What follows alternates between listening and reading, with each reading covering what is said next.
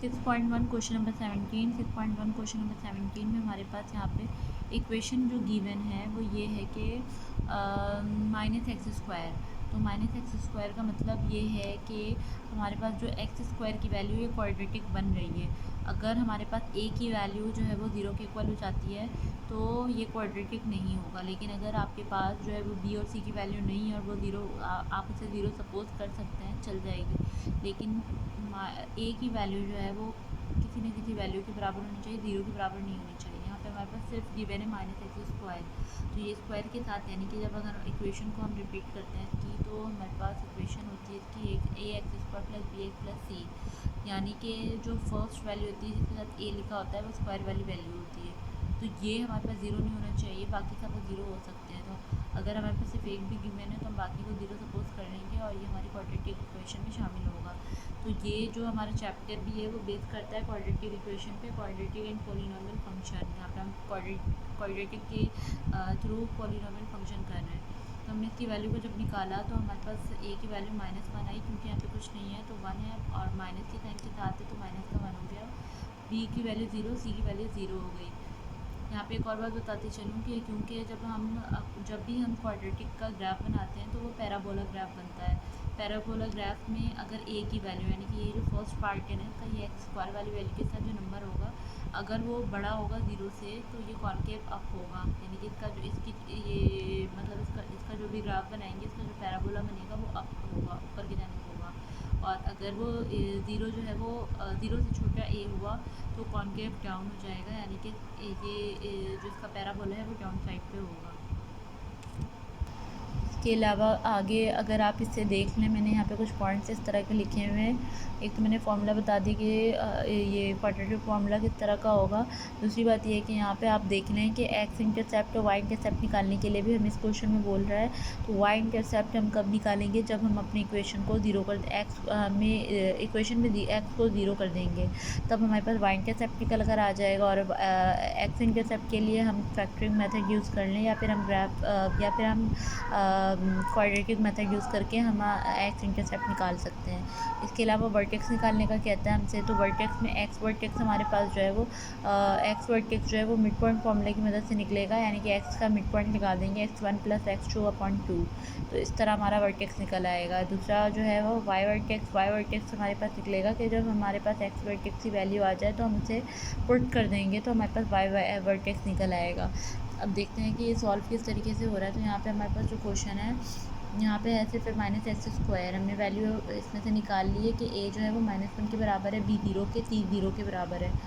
तो सबसे पहले हमसे सवाल में यहाँ पे कहता है कि आप जो है ना इसकी कॉन्केविटी बताएं कि ये पैराबोला कॉन्केविटी क्या है इसकी।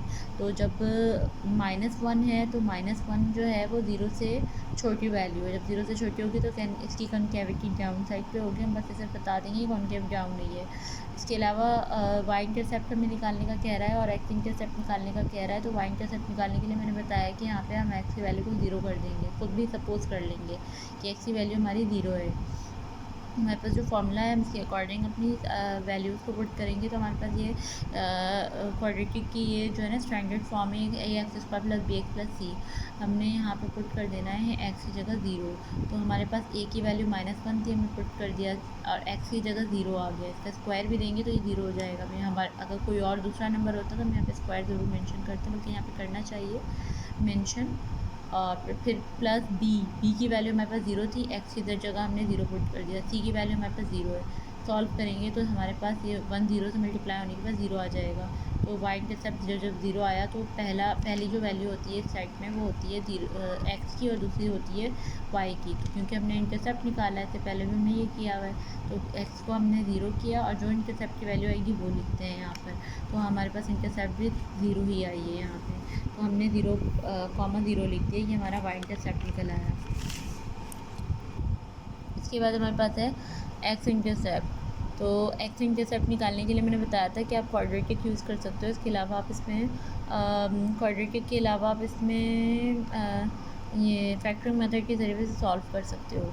क्वाड्रेटिक फार्मूला हमने अप्लाई कर लिया और यहाँ पर हम सारी वैल्यूज़ को पुट डाउन कर देंगे। तो हमारे पास गिवन है b 0 है, हमारे पास 4a हमारे पास -1 है, c 0 है, ए हमारे पास -1 ने पुट कर दिया हमने फॉर्मूले के अकॉर्डिंग। 0 का स्क्वायर 0 ही होता है, 0 यहाँ पे 0 ही होगा, और 4 1 से मल्टीप्लाई होगा तो 4 हो जाएगा, 4 0 से मल्टीप्लाई होने के बाद 0 हो जाएगा। यानी कि हमारी जो क्वाड्रेटिक की के अंदर जो डिस्क्रिमिनेंट की वैल्यू आ रही है वो 0 आ रही है। जब डिस्क्रिमिनेंट हमारा जो है वो 0 के इक्वल होता है तो हमारे पास सिर्फ एक सॉल्यूशन आता है, सॉल्यूशन सेट आता है, एक ही वैल्यू आती है एक्स की। ये हमने पहले भी कर रखा है, तो हमारे पास सिर्फ एक ही वैल्यू आई 0, ठीक है, मतलब एक ही साइड बनेगा इसका। तो जो हमारे पास जो डिस्क्रिमिनेंट की वैल्यू आई वो 0 जब 2 से डिवाइड करेगा तब भी वो उसको 0 कर देगा, यानी कि इस पूरे होल इक्वेशन को पुट करने के बाद हमारे पास 0 आया। तो जब हम एक्स इंटरसेप्ट निकालेंगे तो हमारे पास वैल्यू बन जाएगी 0,0, यानी कि पहले हमारे पास एक्स है 0 जो हमारे पास आया है 0, और बाद में वाई इंटरसेप्ट 0 है, तो 0,0 हमारे पास हो गया। ये यहाँ पे 0 का कॉन्सेप्ट जो है वो इस तरह का है कि ये 0 हमने फाइंड आउट किया है तो हमने एक्स की जगह 0 लिखा है। अगर यहाँ पे 1 होता 2 होता तो यहाँ पे 1 2 ही होता, और जहाँ पे एक्स इंटरसेप्ट हम निकालते हैं वहाँ पे हर सूरत में वाई जो है वो 0 होता है, ठीक है। वर्टेक्स ऑफ एक्स है हमारे पास। ये वर्टेक्स ऑफ एक्स निकालने का तरीका मैंने बताया कि हम यहाँ पर जो है वो